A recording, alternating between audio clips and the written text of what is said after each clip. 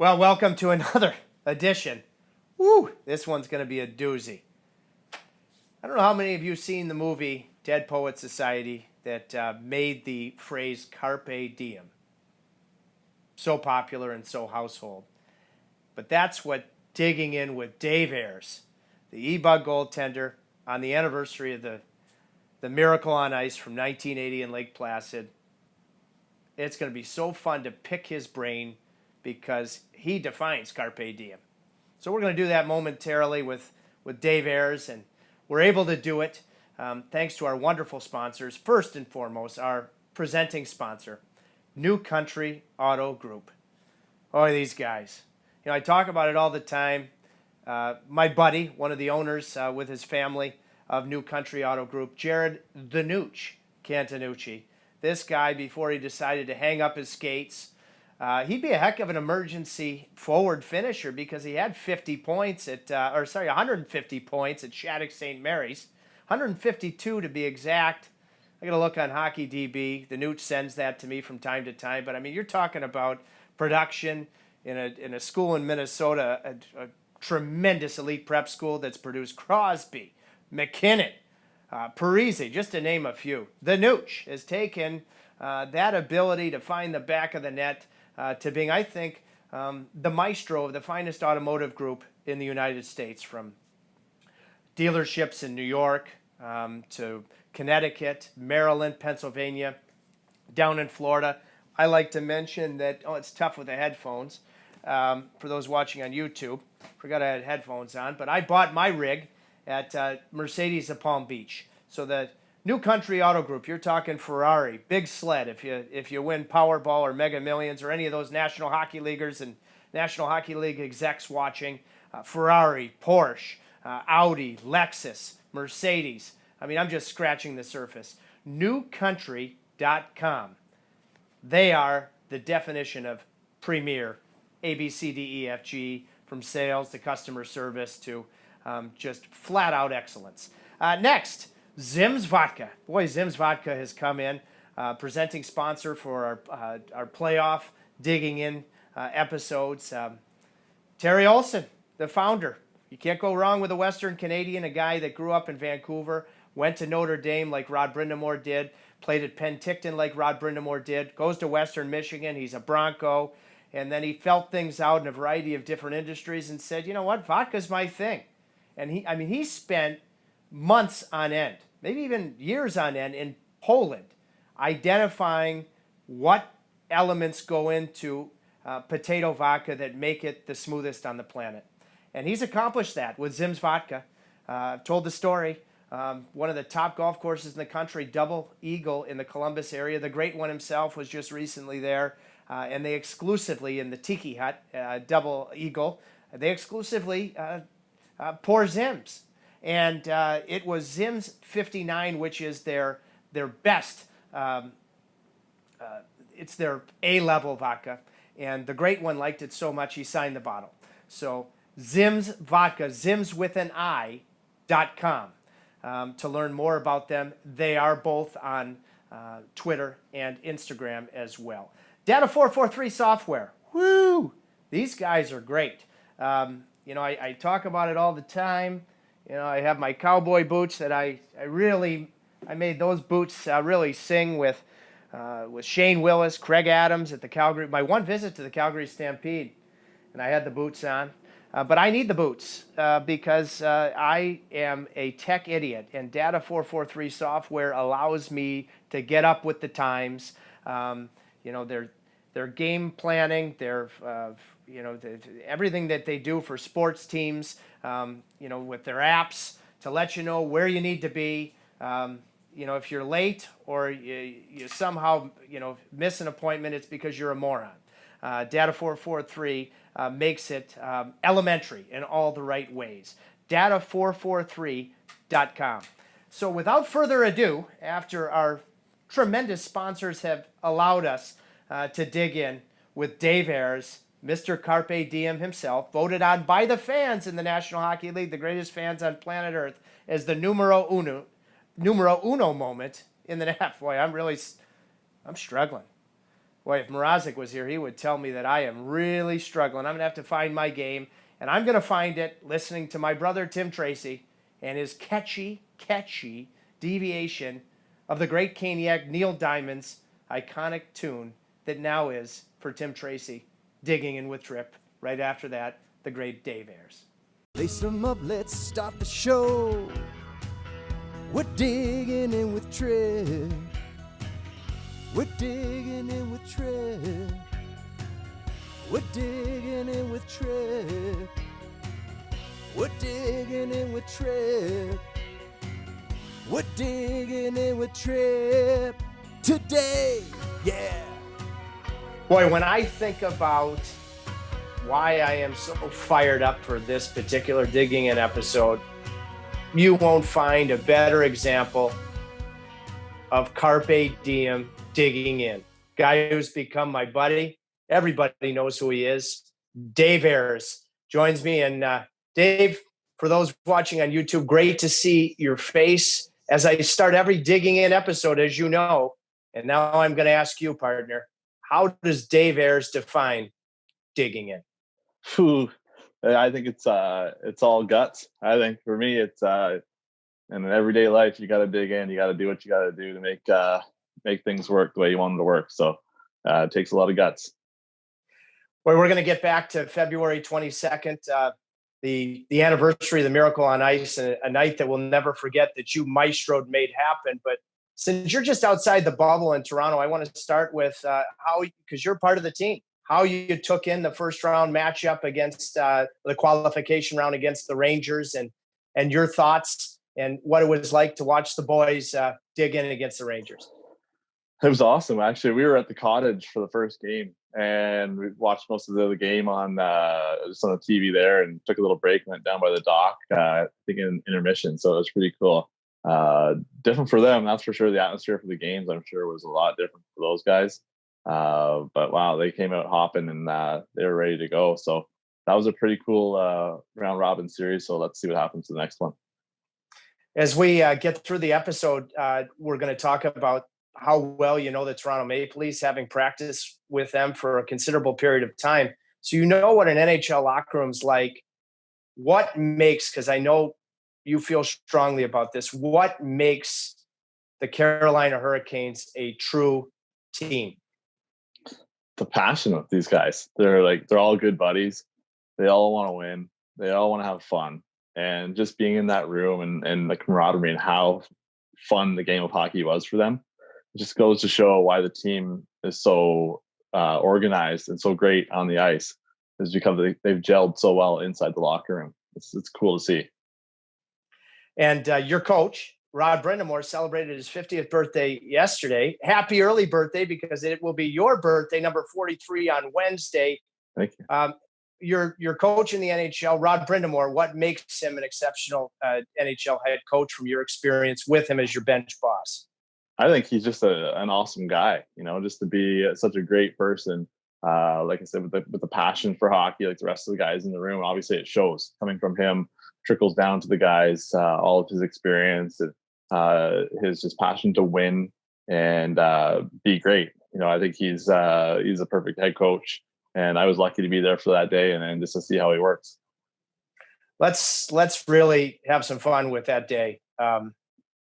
So talk about Section 317, just for an EBUG, an emergency backup goaltender, what it's like when you show up to the game. I know you're always right there, it's Section 317 in the building. So let's begin there. Why is that your spot?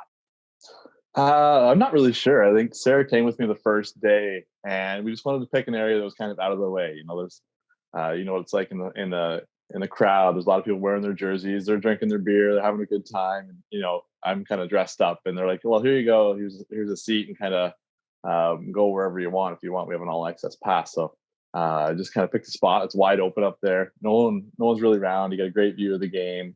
It's kind of in the corner, and it just kind of stuck. We just had a routine. You go there, you get something to eat before the game, and go up there. It's a standing room, so you stand the whole game, and you just have a routine. Obviously, being a goalie, you've got that superstition, that routine, right? Whether you're playing or you're not, you just want to watch. You still have some kind of routine. We go and get our food and watch the game. It was awesome. Well, we'll mention and we'll talk about your best friend and your wife Sarah as we roll forward here.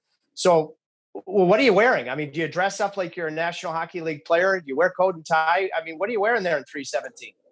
Yeah, you got to be fully dressed up. I think I left the tie out for the most part, but the rest of it, you're pretty dressed up. You're one of the guys, right? So you got to be ready to go. And this is a Saturday night, okay? So I've been in that building in Toronto. It's hockey night in Canada. You know, people want to unwind as well. They should. Have people, I'm sure, tried to, I'm sure they've tried to get you to partake in a beer and certainly a dog over the course of time. Haven't they? They have to have. Yeah, 100%. Every time I go there, if someone finds out why I'm there, obviously you stick out like a sore thumb. Everyone's wearing a jersey and you're dressed up. So everyone kind of wants to know whether you're security or what you're doing there, sort of thing, right? And when they find out, they're like, "Oh, let's buy you a beer." It's part of the contract. You can't be drinking alcohol or anything like that while you're at the game. So I usually stick to water. Yeah, you don't want to see 2 or 3 pucks if you have to go in, which Yeah. which you obviously did. So James Reimer, who you now have a really special relationship with, he goes down really in the first several minutes of the first period. What happens then? As soon as he went down, that's the third game I got dressed for this season. So I was kind of ahead of the game at that point. I text Reed Mitchell. I'm like, "Oh, Reimer's gone down," and before he could even text me, and he just said, "Yeah, I saw that. Just hold on a second." And then 5 minutes later, I felt like 5 minutes, but it was probably 2. But a couple minutes later, he's like, "All right, come on down, get your gear ready." So you walk down to the car. My stuff happened to be in the truck because I practiced, I think, that morning or the other morning with the Marlies. I played with my buddies on the Friday night for the first time in like a couple months. So that's why my gear was with me. And so I had my gear in the car and went down and got half dressed. Reed Mitchell, fine hockey ops aficionado with the Toronto Maple Leafs. So you go down with Sarah and you grab your stuff out of the back of the pickup.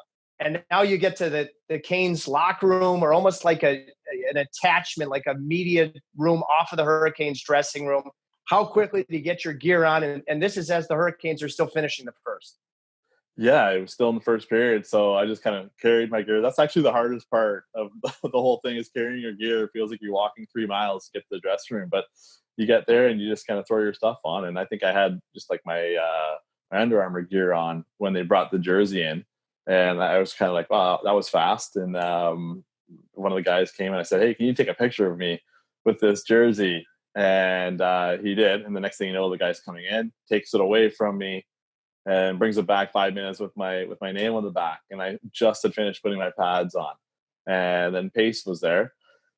Pace is a great guy. And I said, "Pace, can you take a picture of me?" And I held up the jersey. And I'm sure you've seen a picture of me holding my jersey up with the name on the back inside that little locker room. And that was before I even knew I was going in. And I was just happy that someone put my name on the back, because like I said, that was the fourth time overall that I've had to get dressed. And I've never had the name put on the back before. So I was pumped that the name was on the back of that jersey. It was the first time my name was on the back of an NHL jersey. So I just wanted a picture of it. And then little did I know that was going to lead to a game. So it was pretty wild. Okay, a couple of things here. The great Pace Sagaster just celebrated his wedding anniversary. You and he have developed a super friendship. He's part of the Hurricanes' outstanding team services, media relations gurus with Mike Sunheim, Michael Brown. Okay, so that's Pace, but we'll hear from him again. Bob Gorman, Skip Cunningham, George Alves, the equipment staff. They really are elite, aren't they? And I know they were happy because they stitched, the A, the Y, the E, the R, the S. They were happy that Ayers is just 5 letters, but they turned that around, in almost Roadrunner fashion, didn't they? Yeah, like I said, I had my undergear on. All I had to do was put basically my skates, my pants, my pads on, and next thing you know, the jersey's right there and it's ready to go. And they were fast. And George came in and he was there talking to me, and we were just talking about his time when he went into the game there, and we were just kind of talking for a bit. And he's a great guy too. So everyone on the Canes organization is great, but those guys turned that jersey around in a hurry. Okay, so now that it's the first intermission, but even though where you are is attached to where Rod and his coaching staff and the video coaches would go over the first, and then attached to that is the main dressing room that you certainly would later find yourself in. but you didn't see the coaches or the players at all in the first intermission, correct? No, I was where the off ice officials were, and they knew me because, like I said, it's been a few times that I've been in there, so I've chatted with them before, and they actually, one of the guys said, "Hey, I hope you get into the game tonight," and I said, "We'll see what happens," right? So, and sure enough, it happened. So you're looking back, and there's all these weird signs that led to the fact that I was going to get in, which at the time you didn't think was going to happen. Okay, so then now we move to the second period. Tell me, because you're watching the game, or are you even able to watch Hockey Night in Canada on your phone? And when did you know that Peter Mrazek was involved in the collision, a scary collision with Kyle Clifford? I mean, were you watching the game? I mean, just paint that picture in that moment. Yeah, I usually don't have a TV in that room, so I just get the CBC Sports app and I watch the game. So I was watching bits and pieces of it, and people were text messaging me because they know once one goalie goes down, Reimer goes down, my phone blows up. Everyone's asking me if I'm getting ready or whatnot, and so I'm watching it, trying to answer phone calls or text messages at the same time. And I wasn't actually watching the game because I was getting messages. The next thing you know, I had about 10 people just blow up my phone and say, "You're gonna do awesome, get in there," and I hadn't even seen it, so I had no idea. Like, what are you guys talking about, right? And one of my buddies tells the story. He says, I text him and I said, "Man, get in there. You're gonna do awesome. The goalie just got blew up." And I wrote back to him, "What are you talking about?" And he says, "I didn't hear back from you from until 2:30 in the morning." So he's like, next thing I saw was you stepping on the ice. So it was a pretty cool story, but I had no clue that it even got hit. Okay, so Pace Agaster, we've talked about him, the great Pace. Is he the guy that actually comes in? So it would have been just you and him. There's a sold out building, obviously Saturday night, Hockey Night in Canada. Is he the guy that came in and told you, "Hey, Dave, you're going in"? Yeah, he walks in. He's like, "Hey, man," like, because we had talked, and I told him about the Charlotte Checkers, how I backed up the Checkers in Toronto 3 weeks earlier, and I think he posted a few things on Twitter or something like that. And yeah, so he walks in the room. He's like, "Man, you never guess, but you got to put your chest protector on. Our goalie got smoked." I said, "What? You kidding me?" He's like, "No, you're going to go in, man." He's like, "Take your time, but you're going to go in." So I said, "All right, well, let's go." And sure enough, I think he was kind of dumbfounded on the fact that I was just pumped to go in. Right? I wasn't worried. I wasn't. I was nothing other than excited. Right? So he was just like, he's kind of looking like a deer in headlights how excited I was. But he's an awesome guy, and I think he followed me all the way to the ice that day with his camera going, and he was pumped. So it was good to see. Okay, so in that, I know that walk. I don't know the walk that you did, but I know the actual walk. Okay, so you're going through the locker room. I always thought, and we'll get to it in a little bit, James Reimer, boy, what a spectacular person. He's hurt. Didn't you see? First, I want to ask about a couple of people on the way to the ice. You ran into Rhymes, didn't you? Mm-hmm. Yeah, I kind of walked through the back way through the dressing room, but I had to go through the main part. And he calls my name. He's like, "Dave," and I turn around and he kind of runs over the big James Reimer smile, and he's like, "Man, this is gonna be awesome. Have fun." Just kind of gives me this hug and says, You're doing great. Just enjoy it. Just have a good time, right?" And he's a number one human. That guy is nicer than nice. Just such a great dude. And to have him come over, I didn't know him well from Toronto. I worked there when he spent a little time with the Marlies.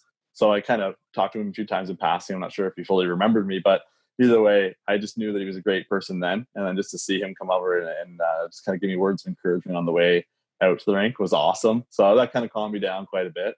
And then there I was on the way out. And so I remember, because I just mentioned this in an episode with a playoff edition with Rhymes, about that I roomed with Jason Mazzotti, now the goalie coach, in my first training camp with the Whalers. Muzz is very passionate.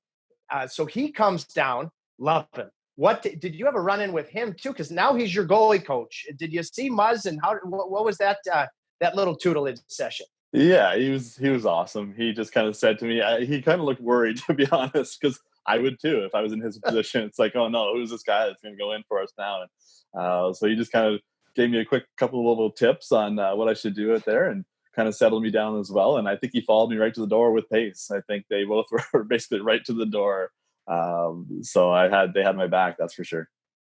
Okay, so you come out now, big lights, big action. It's not like it's a Tuesday sloucher. It's Saturday night, really important game.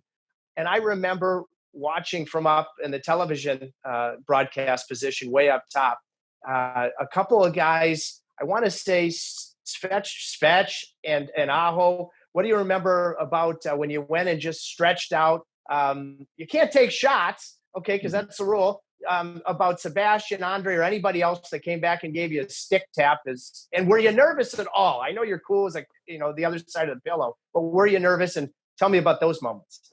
Yeah, you know what was funny? When I walked out onto the ice, I was perfectly calm. I was excited, but I wasn't nervous until the building opens up, and then everyone started going crazy. And that's when the nerves hit. You're like, oh man, what am I in for now? So, but yeah, having those guys right on the ice, they met me at the door, and they're like, let's go, man, let's have some fun with this. And they were just pumped. And I was expecting them to be standing at the bench, just being like, oh man, what's going to happen? And we're going to really have to crank it up to win this game. So, but no, they all came over to me. I'm stretching out. They're all tapping me and they're saying, let's go. Let's just have fun with this. We've got you, and let's just go. And that helped me quite a bit.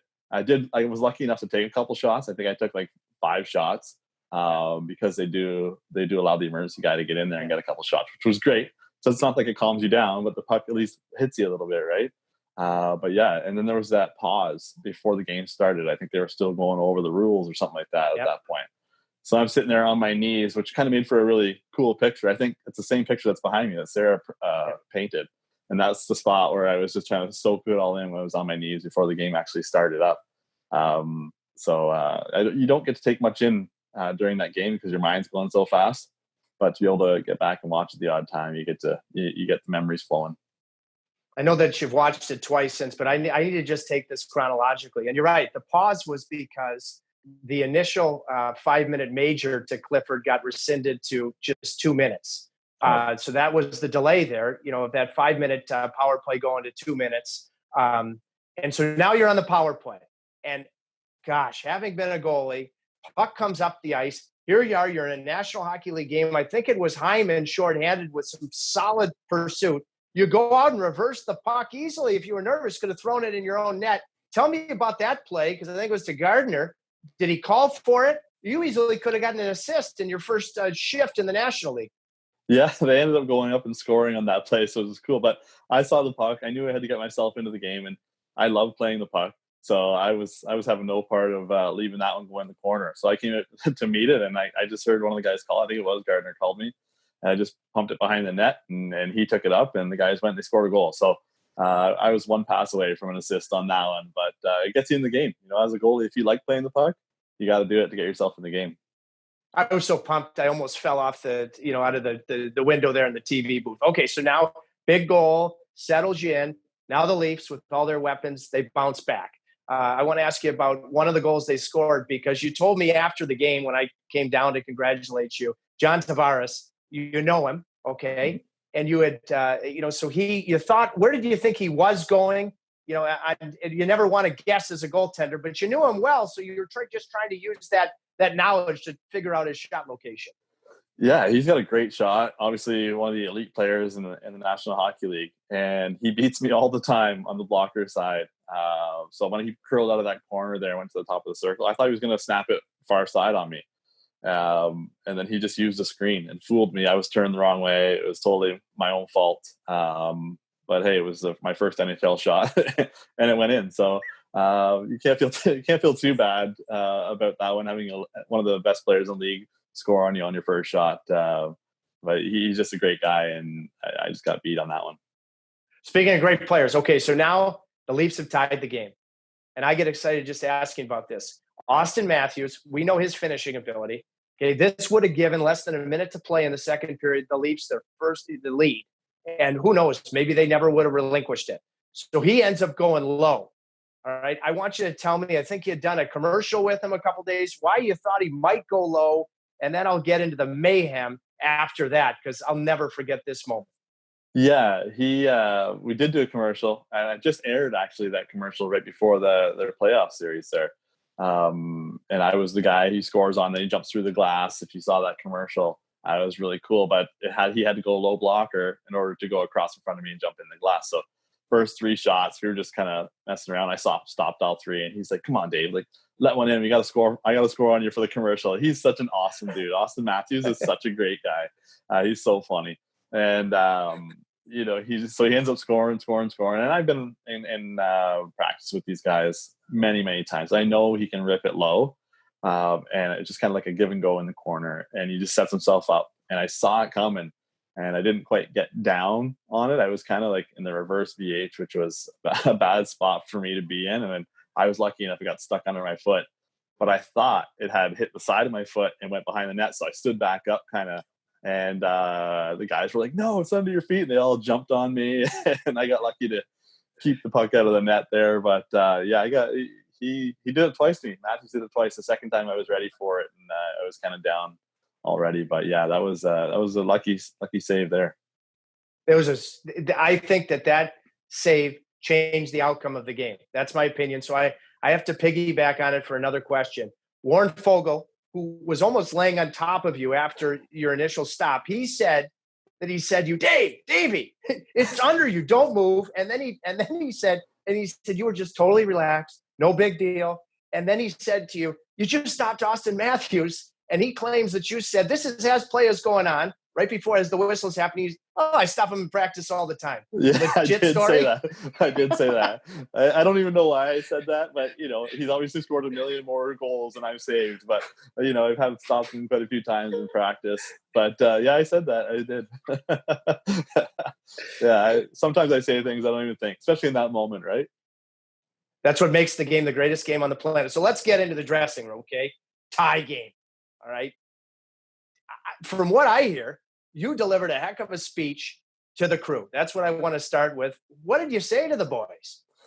Firstly, I apologize for the first 2 goals. I said, "Sorry guys, those were my fault." I said, I just needed to get to the intermission. And I said that during the game too, when I let the second goal in. I said, "Just get me to the intermission, I'll be all right. You just need to settle down." And I said that to them in the intermission. I said, you go out there and score a goal. I got this. I got this in the third period. I'm going to shut the door. We're going to win this game. And the guys kind of looked at me like, what's going on right now? Who is this guy? But I think it kind of helped them. I think obviously they're kind of rattled 2 goals, and it's a 1-goal game in the intermission. They go out, they put a goal in right away in the third period. I was fully relaxed. And then we went out there, and they dominated, and I pretty much watched how great they are. So I made a couple saves, and we ended up getting the victory. Couple quality saves. I know you've gone back and watched the Sportsnet feed once and our feed, the Carolina feed. Did you see Nino Niederreiter when Mike Maniscalco asked him, what the team was going to need to do? I mean, have you even met Nino at this point? And Nino goes with complete confidence. He said, "And if we need a save, Dave's going to deliver for us." That had to be cool when you watch that. When I did watch it, I had no idea that he said that. And it was kind of cool because in that interview, that's what he said. He said, "Dave's going to hold it down in the third." And meanwhile, I'm in the locker room saying the exact same thing to the guys. So it was cool to see that. I was sitting there watching the game, and I said, "That's exactly what I said to the guys in the locker room," what he just said there. So that was cool that they had the confidence in me. That's for sure. It's a team. Okay. So before we get out to the third period, Rhymes came in. You guys had another little hot stove in the room between periods?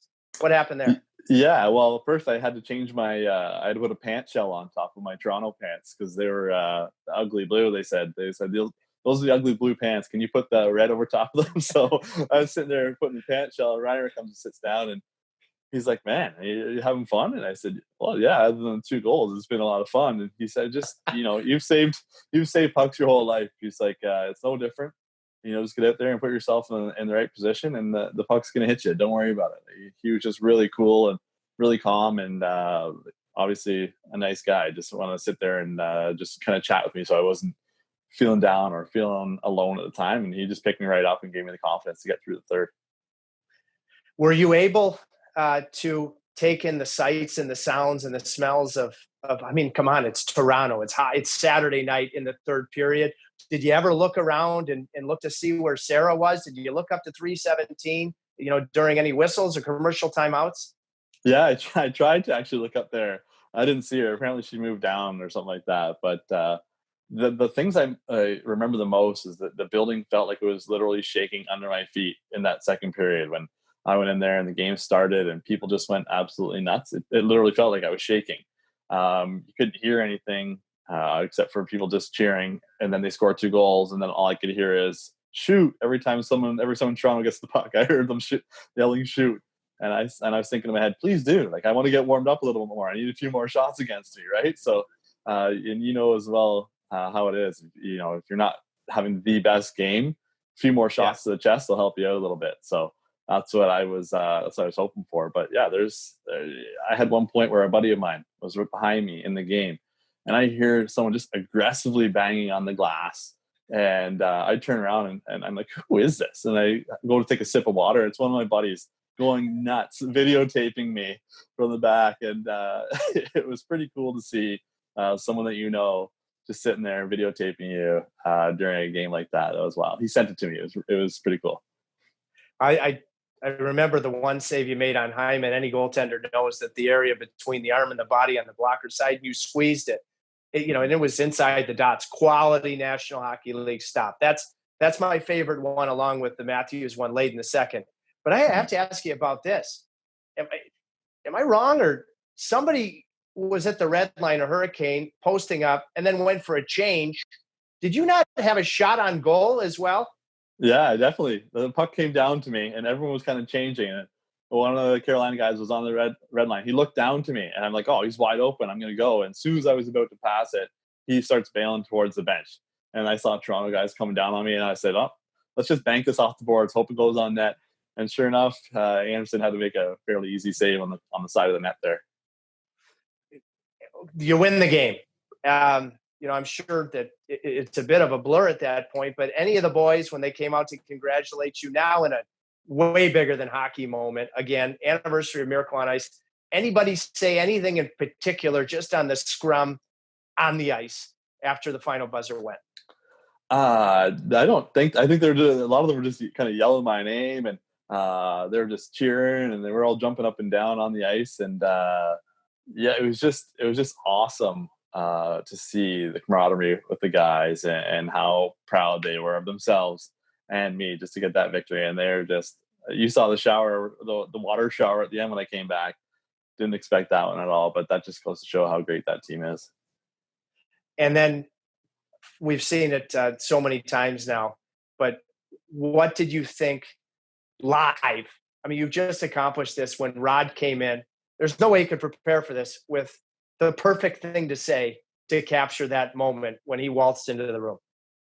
He was fantastic. He just said to the guys, like, thanks for the memories. And he actually wrote that on a bottle of wine, and I've got that sitting on my cabinet. Just said, hey Dave, thanks for the memories. And he signed it. It was really cool. And that's basically what he said in there. The guys worked hard for themselves. They worked hard for me. And it's a memory that I don't think anybody involved in that game is ever going to forget. And obviously including myself.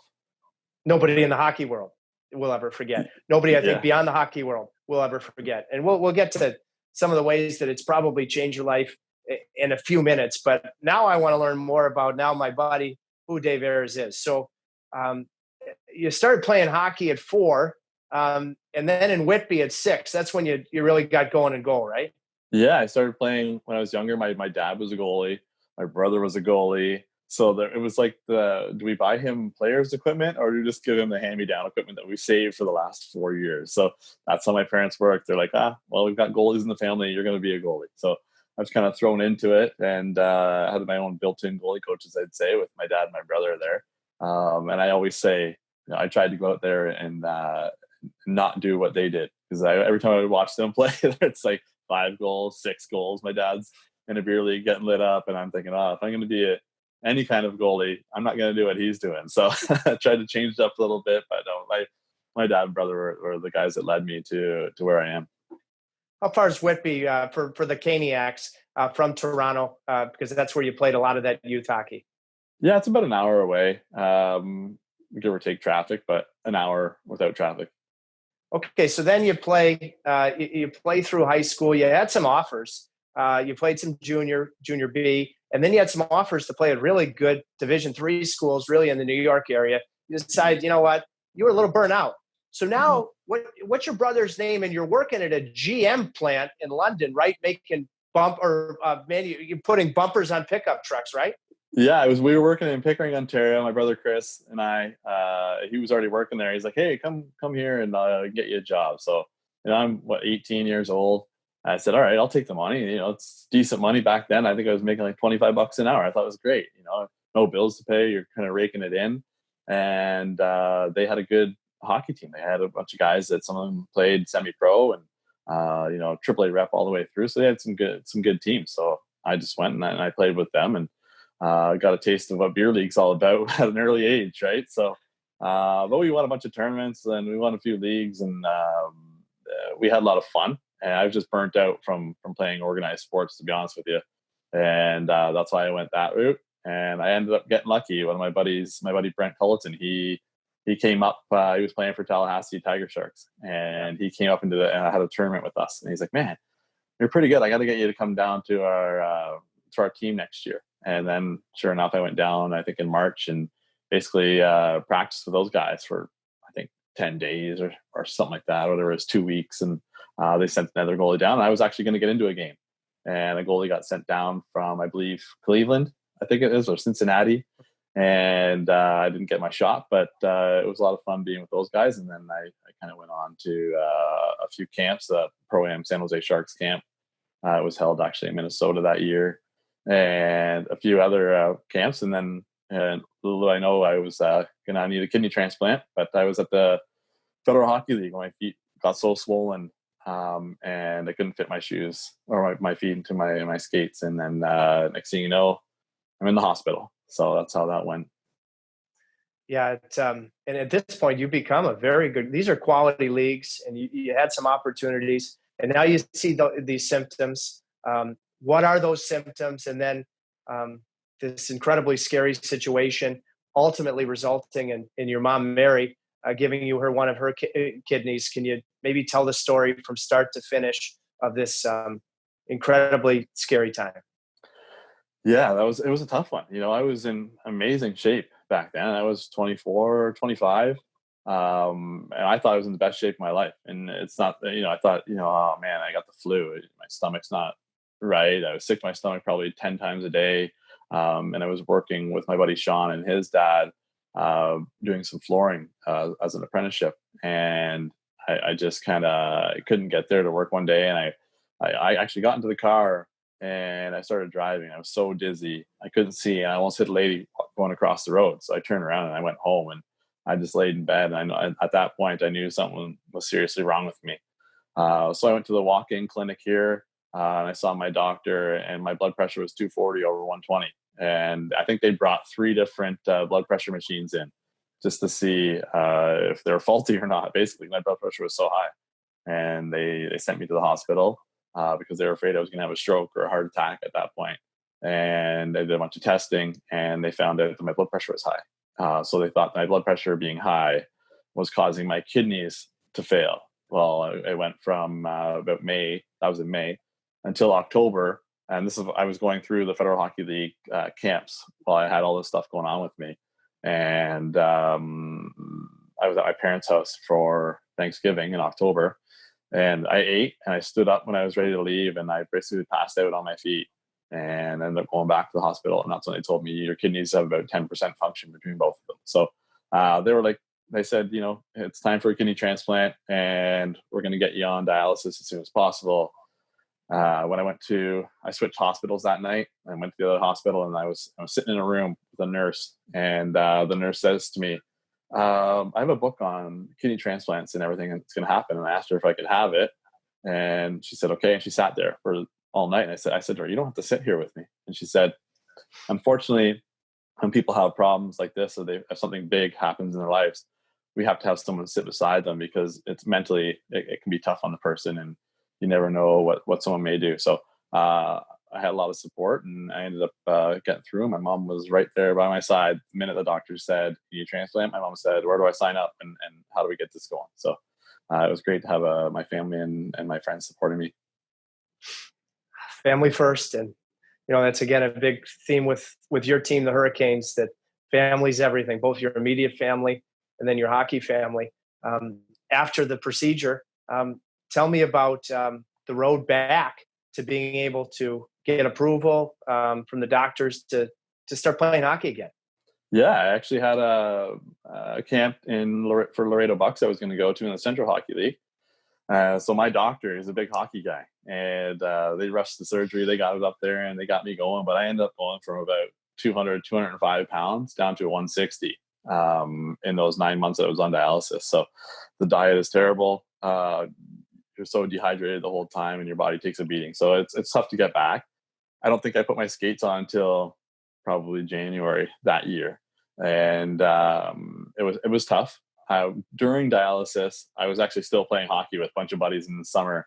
I had the tubes hanging out of my neck, and I just taped them to my chest and put my chest protector on. And my doctor thought I was crazy and all this, but I had the passion for hockey. I still wanted to play, and whether I was sick or I wasn't sick, I was still getting on the ice, and I was going to play. So, but on the road back, a little tougher. 28 staples and a bunch of stitches later, you kind of have to learn to walk and use your lower abs again. So wasn't easy, and tried to gain a little bit of weight, but I got back to it, and I started playing hockey with buddies again, and started working in the rinks. And that's where the whole zamboni thing came in, as I started working in the rinks. So I guess that was another break for me. Yeah, you started in Oshawa. Hour and 20 minutes, sort of northwest or west of Toronto. So how do you get going there? And what drew you to driving a Zamboni? And then how does that progress to eventually an opportunity with the Marlies at the Toronto Maple Leaf practice rink? Yeah, my buddy Chad, his dad is actually a Zamboni guy, had been for years upon years. And we were opening up a new rink at Durham College here in Oshawa, and they needed a Zamboni guy. And he thought, it'd be a perfect job for me, trying to get myself back from my transplant, and it's not extremely physical. So that was good for me. I ended up, and obviously my love of hockey and being in the rinks, that was perfect. So I ended up learning there, and I went from that university rink to the city of Oshawa for years. And then I kind of just wanted to branch out and get some better experience. And a job came up in Toronto. I applied, and I got the call the next day. And 2 weeks later, there I am at the rink for the Toronto Marlies. The Ricoh Coliseum is what it was called. And then 2 weeks into that, there was the lockout year. I knew one of the strength and conditioning coaches, and I had been on the ice with a couple of the staff before. And he said, "Hey, bring out your gear. I got a couple hurt guys, and they needed some guys to shoot on." I think one was Kadri, and I think one was Mike Zigomanis, I believe, were the two guys that were out there. So two great hockey players. Yep.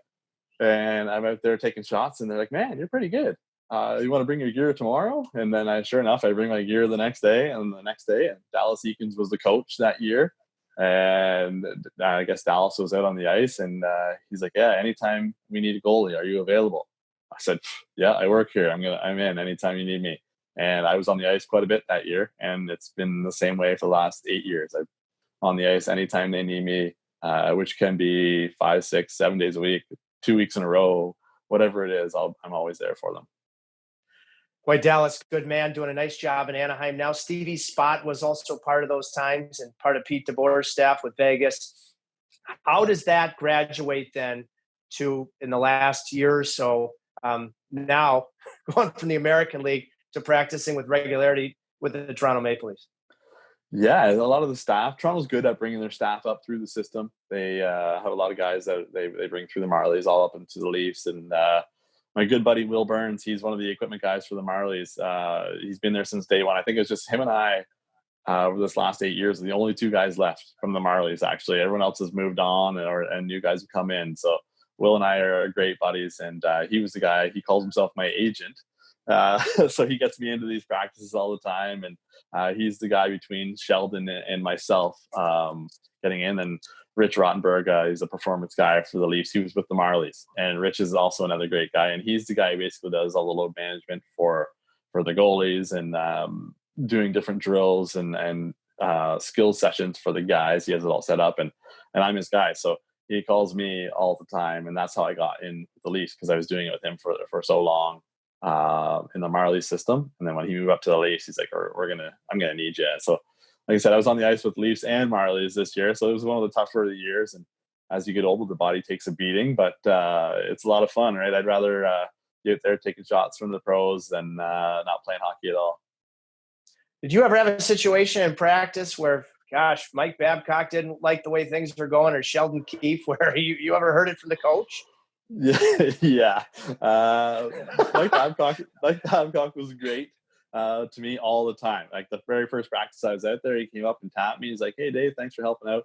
Great guy. I just remember one day, and I think they had lost the day before, and I was on the ice, and I kind of skated off after one of the drills, and I go over to get a drink, and he starts his drills right away, like bang, bang, bang. And I was reaching over to get water, and I guess I didn't hear him telling me to get out of the way. And he comes right up to beside me. He's like, "Dave, get out of the way!" And he yells. I was like, "Whoa, what's going on?" So I quickly jumped over the bench and got off the ice. But yeah, he was. I don't think he was having fun that day, but he was a great guy. I saw a post that you just had, after the Leafs' tough loss in Game 5 to Columbus, about Frederik Andersen, who you played against when you beat him with the Canes. But what was the most meaningful message or messages from the Leafs after you were able to beat them on that Saturday night we'll never forget? Yeah, I went and practiced with a couple of guys like Willie Nylander and Mikheyev were on the ice the next day. And I'd known Willie for a long time. He's coming through the Marlies, and he came over and he gave me a big hug. He's like, "Man, that was awesome. I was so proud of you." And, for him to say that to me and being on the ice with him for so many years before that, it meant a lot to me. I was always afraid that these guys were going to turn their back to me. And, after 8 years in the system and helping all these guys get through and, taking countless shots off the head, I was always afraid that, you go into one game and then you feel like, now you're the enemy, in which I was just doing a job, right? I think anybody who had the opportunity that I did would go in there, and you've got your goalie pride where, you want to go in there and you want to save everything that comes your way, whether you're on a Leafs jersey, a Carolina jersey, or whoever it may be. You just want to go in there and you want to show your stuff and you want to stop the puck. So it was great for them to come over, and the staff for the Leafs they all came out and they said great job. And the Freddie thing, Freddie's a great goalie. I've only really worked with him this year. Kind of a quieter kind of guy, goes about his business. He does get really intense when he's out there, but hey, that's why he's great. And I learned a lot from him. I learned to slow my game down, just kind of get yourself in the right spots. And he went a long way with me this year of how good he is as a person and how he loves the game of hockey. So, I felt bad for the Leaf guys. I know they try and they have a great team. It was just a tough game, obviously, a little tough series and a tough circumstance that everyone's playing under right now in this bubble. So, I thought I just wanted to say congrats to the Leafs guys for a great season, and thanks for including me. I want to ask you mechanically, we're going to jump around a bit now, partner. But you were just coaching at a goalie school. Actually, it's in Rod Brindamore's once upon a time Notre Dame Hound teammate, Curtis Joseph's former backyard. Curtis at one point an advisor for Carolina goaltenders. Great man, Cujo, what a goaltender. But when you look at, Dave, whether it be Matt Murray, the goal that Petrie scored with the reverse VH, or whether it be Andersen, the goal that he gave up late against Columbus in the third period, or you look at Bobrovsky's goal that Beauvillier scored. I mean, when I played, the reverse VH was not in the mix. I'd rather see goalies square up. I was talking to Kevin Weeks about this earlier today with the butterfly. What would you do? Because, we didn't see reverse VHs in all three of these, but yes, it requires a perfect shot, but it's exposing the short side. What do you think should be corrected, if anything, moving forward? To be honest, what I tell all the kids that I play with is don't go down too early.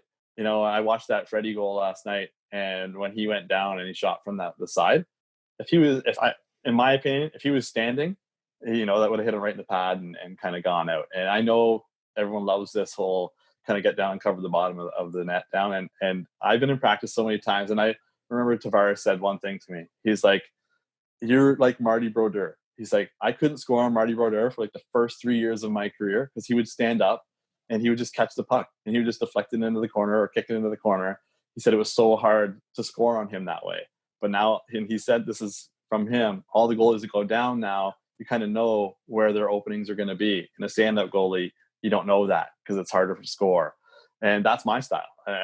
During the game, I stood up quite a bit, because I just knew the guys. But I think, a lot of goalies now go down a little bit too early for my liking personally. So the guys that I train, I try and get them to not slide across. Obviously, T-pushed across and stand on your feet. Don't automatically go down on the ground. You can drop faster than you can get back up. So if you need to drop, you can get down in a hurry. So that's what I teach the guys now, and a lot of them love it.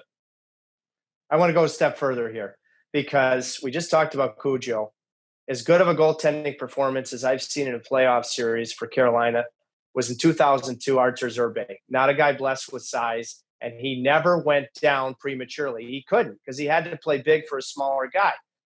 And I know this is a very debatable subject, with regards to the reverse VH. I see the strengths and the attributes, but really what you're doing is you are trying to get a head start on a pass to the slot while you're exposing the short side, which is your job.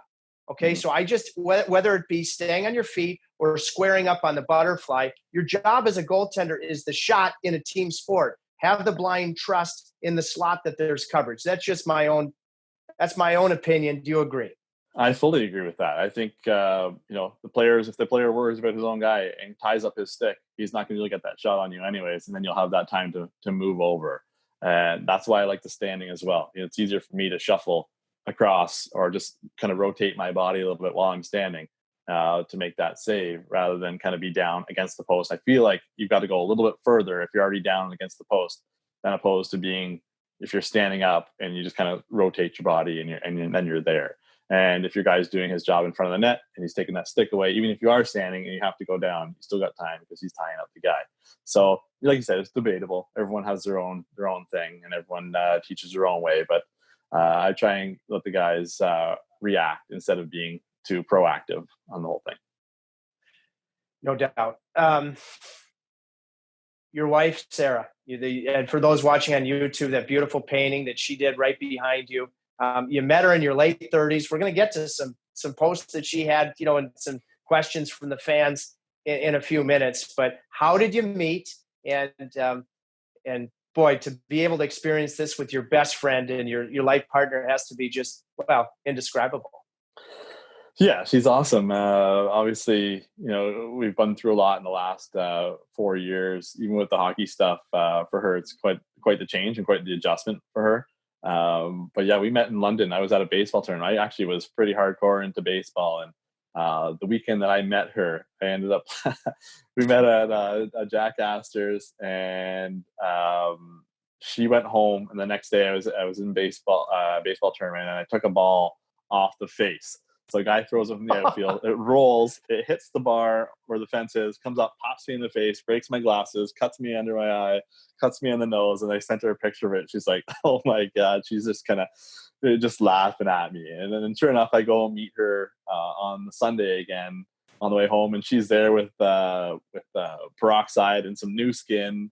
So she's already, second day, third day into meeting her. She's sitting there taking care of my face. And I already knew at that point it was game over for me, right? So we've seen each other every day since. So it's been great, and just to have her by my side to all the ups and downs in the days where there's days where I didn't want to get out of bed to go to practices. She's like, let's go. Like, kind of she gets me up and she keeps me motivated, and she's just a great person.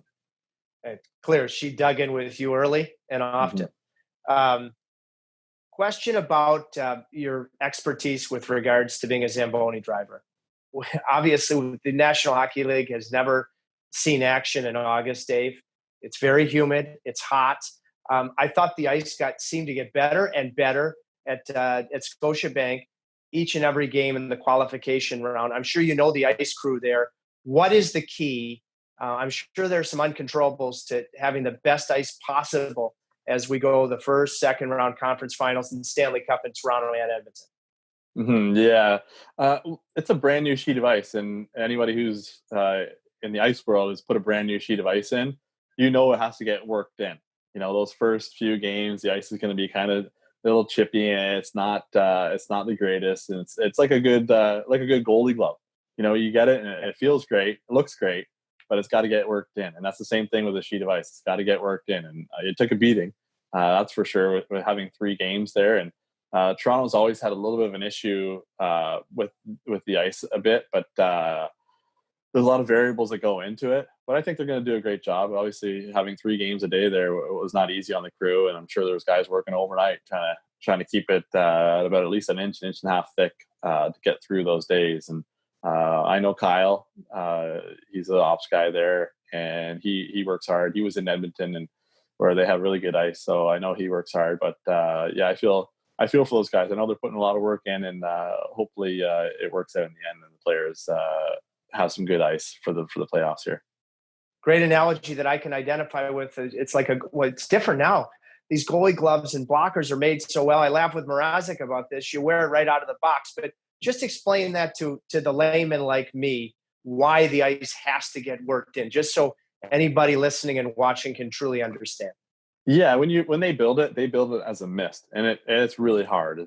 It's really hard ice, and it's gonna chip, and it's gonna kind of go all. If you get skate marks in it and starts to wear in, like I said, like a glove, the more pucks that go in there and kind of works it in, softens it up, makes it more playable. And that's how the ice is. Like obviously you want to hear that crispy sound, and you want it to be at a good temperature, but you want to have some give under that ice too, so it's not just chipping away underneath. So that's basically what it comes down to. There's a lot more science to it, but that's what it comes down to, is that you need to be played on and skated on so that it's nice and comfortable out there.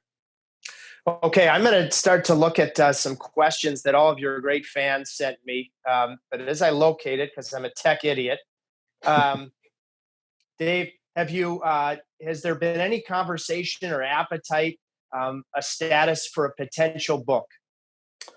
Yeah, there's actually been a lot of people asking for a book. I have the CAA agency; those are my agents. I've got the Pat Brisson on the hockey side, and great man. He's a great guy. He actually called me right after the game, or the next day after the game, and this is how I got hooked up with him. So I didn't really know him that well. This is a pretty cool story. And he says, he left a message: Dave, it's Pat Brisson from CAA. Great game, and I know you're going to need a little bit of help. Give me a call.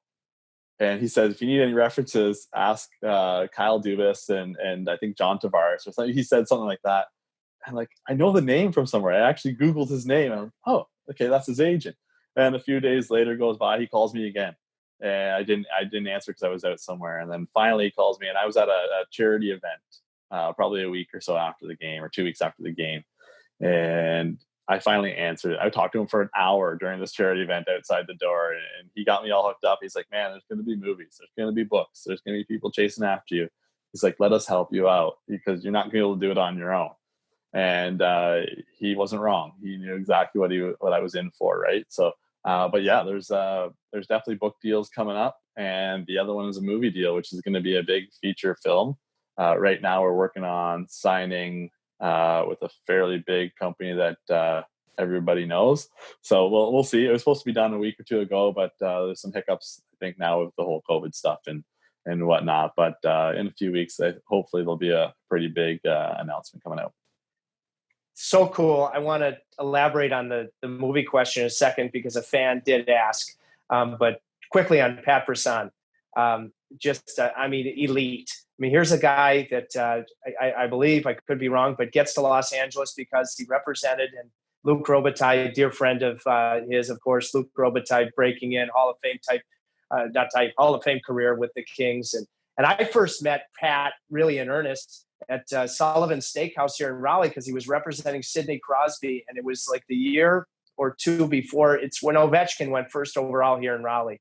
And Sidney is salt of the earth, and Pat Brisson, quality human being. So you're in not good hands, you're in sensational hands with him.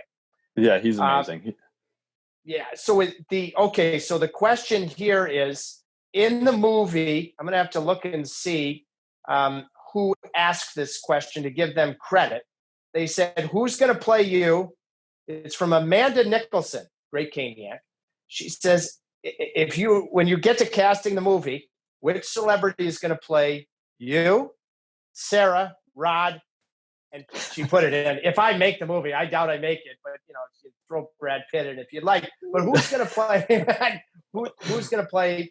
Answer those questions for me from Amanda Nicholson. You know what? There's been a lot of talk, even through the producers. So James Corden has a production company, and that's the company that's going to produce the movie. So I think he was just joking around saying, there's some good Canadian actors like Ryan Reynolds that we should get to play. And, he even mentioned Mark Wahlberg and stuff like that. I was joking around. I said, Mark Wahlberg's got to lay off the workouts for about 6 months if he's going to catch up to me. He's got to get a little fluffier, right? So, but he, there's a few. I know there's going to be some pretty big namers, I think, going for this. So I'm not sure, but I know for Sarah, they mentioned Charlize Theron, which is a pretty good one for her as well. So we'll see. But I heard that if there's on ice stuff, I should be able to play myself while I'm in net because who else is going to play me? I guess better than me, right? So hopefully I get to play myself on the ice. That'll be fun. And you'll Charlize be in it. No one's going to be able to do. No one's gonna be able to do what you do. No one's got the voice. No one's gonna be able to replicate what you do. So you're in there anyway. So you're gonna have to make time.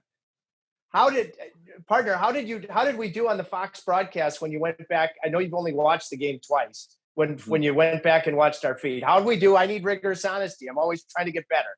I loved it. I said that to Sarah. I'm like, I gotta watch more of these feeds. You guys are awesome. I actually texted you.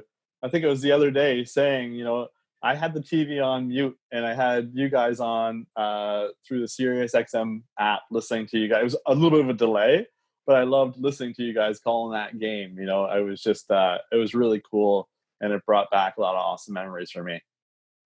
And you mentioned Charlize Theron. If she plays Sarah, I believe she's South African. The game's global. We need people from, all different continents on this epic film. How about, speaking of which, we'll have to get to consult because you still to some degree, I'm going to ask for, I know you're a full-blown Hurricane, but you were a Bruins fan. You still like the Bruins. Timmy Thomas, I'm looking right over there. He owes you a stick because he watched everything that happened. You have so many similarities. We might have to bring Timmy Thomas from hanging out in the mountains of Colorado to come down from the mountaintops and consult for this movie. I see so many similarities in your personality and in the way you play the position, to be completely candid. Mm-hmm. Yeah, I someone said that to me too, and I thought the same thing. He's an awesome guy. I watched a lot of his interviews, and I just like how he's kind of, not robotic. He just really, he's himself. He just wants to be himself. He plays hockey like himself, and he doesn't, he kind of does it the way he wants to do it. And I think that's awesome. I'm the same type of person. Life is only what you make it, right? And so it'd be awesome to meet him. But yeah, I started being a goalie, a fan of the Bruins because Andy Moog, who was my favorite goalie. I was a smaller guy. I think I was, when I was a kid, I was one of the smaller goalies out there, and he was a smaller guy. And I envied the way he played. He was just so, he was agile and just like he just carried himself really well. And me as a kid, I wanted to be him. And that's why I picked my number 35. Any chance I get to wear 35, I did. And the Marlies guys, when I went in for a couple of games with them, they gave me 35. And that jersey's hanging on my wall downstairs, which is really cool. So that's why I became a Bruins fan. And I still like the team to this day. Have you gotten a chance, since everything's happened, to talk to Andy Moog? I've never talked to Andy Moog in my life. And that's one person I would just kind of like to bump into and talk to, have a quick conversation with him. That he's one of those guys that, he's obviously your idol when you're a kid. So it'd be cool to be able to have a quick chat with him. Well, we're going to get that message to him. I did when the All-Star game was here in Raleigh. I dug in with Grant Fuhr, which was a lot of fun for me. And obviously one of the great tandems in the history of the National Hockey League, Grant and Andy.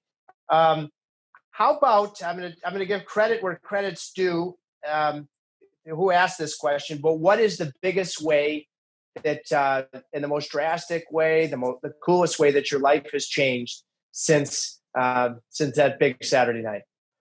You know what? I think it's the positivity from a lot of people. Anybody I bump into anywhere, and on a daily basis, I get recognized anywhere I go, and people will always come up to me and say, "Man, I was here for that game, and that was the coolest game I've ever watched." And you hear the stories of it, where everybody was, and the feelings that were going through them while they were watching this game, and how even with them telling the story, they've got a huge smile on their face. So that just goes to show how great the game of hockey is and how it can impact people. So to be able to see all that, the positivity that's come from this, that's awesome for me. I think, if I could do anything that made anybody smile, I'm proud of myself for that one.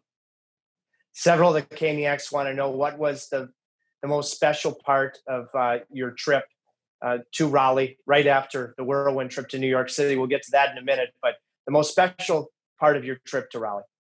The meeting the people. The fans down there are unbelievable. So nice, first of all. And they love their hockey. They tailgate for hours upon hours before the game, which is they dig in here. They do. It's unheard of here. And they're there for the passion of the game.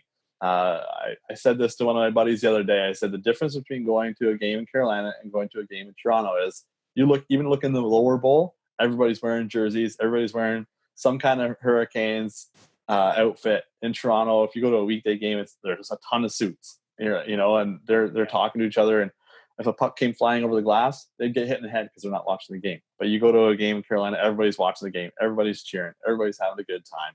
And that's why I could see why the players get so pumped up to play in front of their home crowd, because the crowd's right into it. And I think that was one of my biggest things, not just at the game, just in general. I met a lot of people there while I was there, and they're just great, nice people. And I can't wait to get back.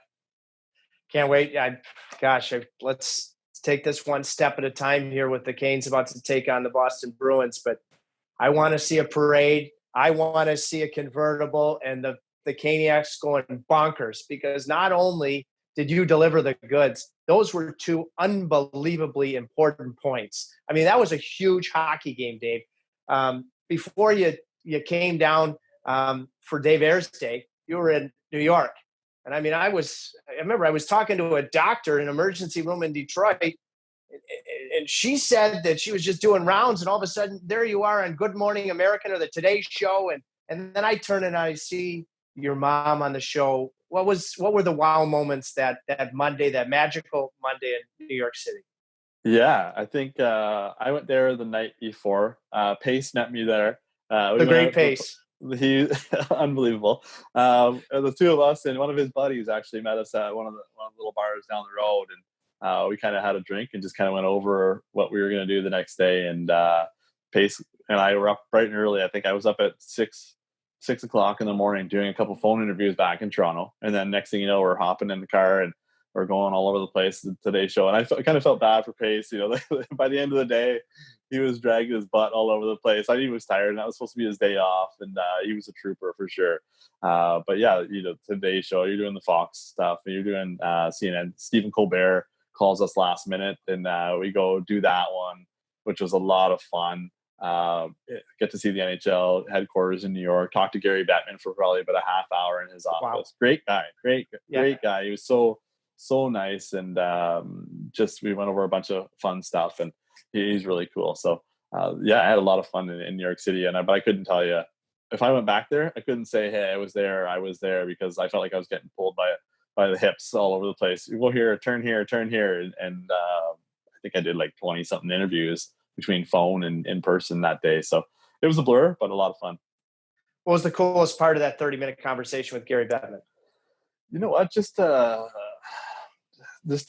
said to me, we were just talking about the goalie EBUG thing, and he's like, "Oh, now you and Scott Foster have both won games." So I said to him, "Well, yeah, I hear rumbling that people want to change the rule now because I'm old, and they say I'm a beer leaguer." He goes, "Why? You guys both won games. Neither one of you guys have got blown out. I think you're doing exactly what it's supposed to do." And that was pretty cool, kind of to hear it from him. And just he's so welcoming, and just he said to me, anytime you need anything, just give me a call, which is really cool. He's nice. That's fantastic. Fantastic. How about, you mentioned, just after you and Sarah met playing baseball, you get doinked in the face with a baseball, and she was there with you, given the ointments and the new skin. Would you say, you don't want to speak for her, but do you think she thought you were sexier then, or when you finally got home after winning a game in the National Hockey League? Oh, I'm going to go with the National Hockey League game, I think. 100%. Actually, at the time when I first met her, I didn't really tell her too much about my whole hockey story, but Yeah, I think after the hockey game, I think she was pretty happy. What when you look at this playoff series, Carolina, Boston, where do you see the Hurricanes? If they're gonna get this done. Where do you see the necessary the boxes they're gonna have to check to beat a great hockey team in the Bruins? Yeah, I think they need to capitalize on Boston right now. They had a shaky start, obviously, to this little round robin thing, and Carolina came out hot. So if Carolina comes and brings that intensity and gets on that forecheck early, I think that they're going to have a good chance. Just get a bunch of shots right on the net there. And I'm not sure if they're going to play Tuukka or not, but he's a great goalie, and I'm sure Mrazek or Reimer, whoever goes in, is going to hold the fort down there. But I think Carolina's got the D, and they've got the forwards, and they've got the all-around game. And I'm sure Rod will have these guys reeling, ready to go that day. So I'll be watching, that's for sure. So I'm going to go with Carolina, and 6 is my guess. I love to hear it. I'm with you, hook, line, and sinker, my man. Dave, I want to get infinitely bigger than the game at this point. If there's any young boy or girl, adult man or woman that gets a tough medical diagnosis and feels a lonely, helpless spot that you've been there, what would your message be for that human being if they find themselves in the spot you once were? Yeah, that was me. I was there. I was in a deep, dark place, and I was lucky enough to have a great support system to help me out. But there's days where you sit there in your room by yourself and you wonder what's going to happen with the rest of your life, and it's not easy, that's for sure. So I work with the Kidney Foundation of Canada and the U.S., and that's one of the things I tell them too is just if anyone's in need, just give them my contact info and I'll have a chat with them. But like I said, on an everyday basis, anybody, if you can make anyone smile, anyone laugh, you never know where they're going to be mentally. And that just might make their day. It might bring them up. So I had to dig deep in my own mind and make goals for myself, and just kind of plan out where I wanted to be, what was it going to take to get there, who was I going to lean on to help me get there. And just mentally fight it. You have to fight and dig deep inside you, and just put everything you've got into making your life where you want it to be. And you never know. Once you get out of that state, your life could be better than you've ever thought it would be. There are so many different answers I'd have for why hockey is the greatest game on planet Earth. The one that wins for me unanimously, if it's Final Jeopardy, is the people. Like, for instance, I never would have gotten to meet you, and now we'll be friends for the rest of our lives because of the great game of hockey. So I ask you, why, for Dave Ayres, is hockey the greatest game on earth? Yeah, it definitely is. I've met so many people, like you said, you and I never would have met. And I personally think we have a great friendship. I think you're an awesome guy. And I've met many people through the game of hockey that have really influenced me in my normal life, not necessarily on the ice. It's just the people that bring joy to you, and all the camaraderie and all the friendships and all the great memories you have from playing hockey. That's been my life. 90% of my life, I think I've been on the ice, it feels like, so, or in the rinks. So for me, the game of hockey has given me pretty much, most of the stuff I have in my life. Dave, partner, I want to thank you for digging in deep and giving me a Saturday night that I will never forget. Never. It was, you know what? I'm not even going to try with diarrhea of the mouth to describe it, because it was indescribable. And you scripted it. The boys in front of you delivered the goods. It's just flat out what makes hockey and a team sport special. So thank you, because it's etched right in here. And go Canes. We'll see you down here, hopefully for a Stanley Cup parade with your convertible, and all those great Caniac fans looking for Dave Ayres. Yeah, I can't wait. Thanks for having me on here, and can't wait to watch the Canes take it all this year. Well, thank you so much to Dave Ayres. That was powerful in the big picture. I learned so many different things that I didn't know about that Saturday night that I will never forget, that sports fans, not just hockey fans, sports fans and just human interest fans will never forget. That Saturday night on the anniversary of the Miracle on Ice, that Dave Ayres came in, grabbed the moment, and delivered the goods. I encourage you, please, to get involved with the kidney foundations in both Canada and the United States. So people with a similar diagnosis will feel that love, will feel that support, will get every bit of the medical expertise that all of our phenomenal, heroic doctors, nurses, anybody else that is involved in the field of medicine moving forward, so we can learn more about kidney disease and everything that falls under that umbrella. Thank you so much to our amazing sponsors for allowing us to dig in with Dave Ayres, beginning with New Country Auto Group. Boy, I love him. I absolutely love him. The Nooch, Jared Cantanucci. Here's a guy that was a fabulous hockey player, plays at Harvard, elects to say, hey, I'm going to think big picture and not chase professional hockey after, because he knew he had a good thing going. What was that good thing? A mammoth auto group that has really a small family-owned type approach from the standpoint that they have so many dealerships in New York, Connecticut, Maryland, Pennsylvania, Florida. You know, you're talking Ferrari, you're talking Porsche, you're talking Mercedes. That's where I got my ride. Audi, Lexus, across the board. But they make every customer feel like whoever's walking in the door or in customer service and the service department, that you're the most important person on the planet. That's the New Country Auto Group, newcountry.com. Zim's Vodka. Ooh, boy, after you dig in with Dave Ayres, you might want to entice yourself and have a nice smooth Zim's. You're talking about the smoothest vodka on the planet because Terry Olson, the founder, T.O. as they call him, those that are closest to him, Notre Dame Hound, Western Michigan Bronco, decided he wanted to be a potato head because his vodka is potato vodka from, if you've got potato country in Idaho in the United States, potatoes in Europe is Poland. And that's why it's Polish vodka. T.O. has his PhD in anything potato.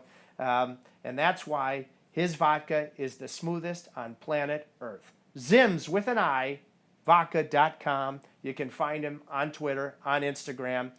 And as I like to say, if it's good enough for the great one, number 99, and it was at Double Eagle Golf Course outside of Columbus, it should be good enough and smooth enough and enticing enough for all of us. And finally, Data 443 Software. Thank you for their support. When it comes to making idiots like myself when it comes to tech, actually feel confident that we can look at an app on a phone and understand it. Like I was in my first grade teacher's class, Mrs. Georgopoulos. I need things very simple.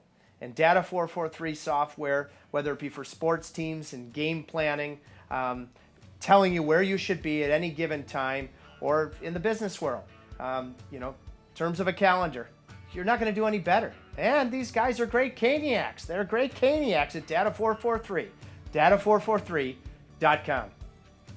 I really encourage, get involved again in the kidney foundations in both Canada and the United States. Let's all dig in with Dave Ayres on that front. And I want you to rate and be honest about where we're at, both on YouTube and our audio podcast platforms, with digging in, how we can get better, how we can become more desirable to you. Until the next time, thank you for digging in with the great Dave Ayres. We're digging in with Tripp today, yeah. Today, yeah. Today, yeah. Today.